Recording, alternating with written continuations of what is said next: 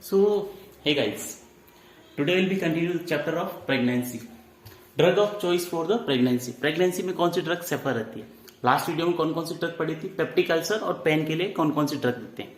So pregnancy is the important concept for a lady who is become a female. Because अगर एक जो कहा जाता है ना माता तो जो होता है ना वो after induction of this stage in female maturity stage जो आती है ना वही होती है. लेकिन क्या होता है कि आजकल जो प्रैक्टिशनर्स होते हैं ना फिजिशियन लेक ऑफ अवेयरनेस, मतलब क्या है ना केयर लेक ऑफ अवेयरनेस, ये कुछ कंसेप्ट होते हैं. एक होता है फार्मा प्रोपागेंडा. तो ये कुछ कंसेप्चुअल चीजें होती है जिससे क्या है कि या तो मां कोई सप्लीमेंट नहीं लेती है तो बच्चा कमजोर होता है, या कुछ फार्मा प्रोपागेंडा होता है कंपनीज का, तो उससे बिजनेस बढ़ाने के लिए प्रेग्नेंट लेडी को बहुत ज्यादा दवा दी जाती है. तो इन सब चीजों को पीछे रखते हुए आपको क्या करना होगा?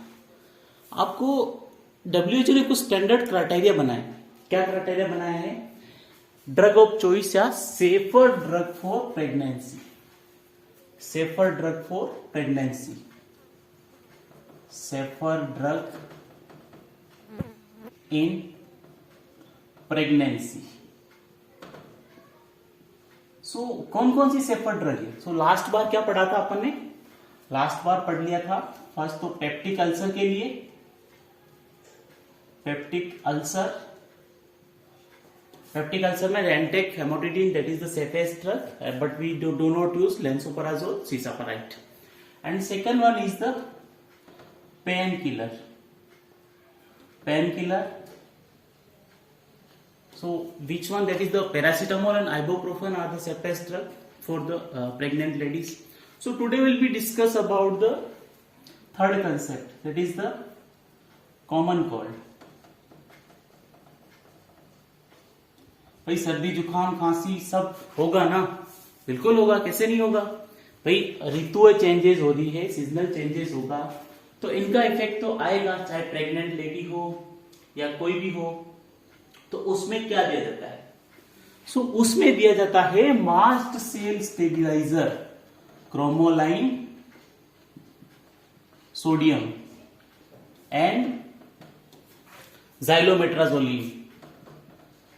जो नसल स्प्रे आता है ना वो दिया जाता है. क्यों? क्योंकि ये एक स्टडी में ऐसा पता चला है कि ये सेफेस्ट ड्रग है.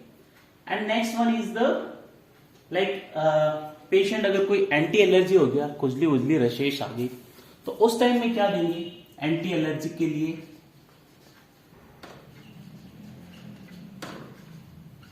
Anti allergic mostly H1 anti histaminic drugs होती है, तो उसमें प्रोमिथाजिन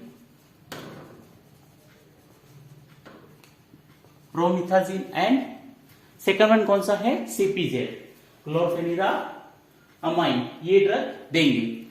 सो लेकिन कौन सी नहीं देंगे? एस्टीमाजोल नहीं देंगे. क्यों? क्योंकि एस्टीमाजोल जो है एस्टीमाजोल टेराटोजोनिक इफेक्ट देती है. क्या करती है वो? फीटस को डेथ हो जाती है इससे. अगर वो ड्रग देंगे तो उससे फीटस की डेथ होने के चांसेस बहुत ही ज्यादा रहते हैं. सो नेक्स्ट वन बात करेंगे एंटी ट्यूबरकुलर की. अगर कोई लेडीज है, प्रेग्नेंट लेडी है और उसको CPZ, क्लोरफेनिरामाइन, तो CHLORPHE, chlorpheniramine that is the safest drug. So ये जो ड्रग है एंटी एलर्जी में दे सकते हैं. हाँ, कभी कभी आजकल लोअर डोज पे हाइड्रोक्सीजिन भी दिया जाता है. वो कितनी होगी? बिलो या इक्वल टू 10 mg दी जाती है. After this week any physician can not recommended this kind of drug because they have higher toxic effect. So physician try to avoid such kind of medicine to pregnant lady. Next बात करेंगे anti TB. भाई TB बहुत बड़ी term है ना, अगर कोई pregnant lady है उसको टीबी डायग्नोसिस हो गया तो देखो टीबी के लिए सेफेस्ट ड्रग नहीं कह सकते हैं, रिफाम्पिसिन एंड पायराजिनामाइड।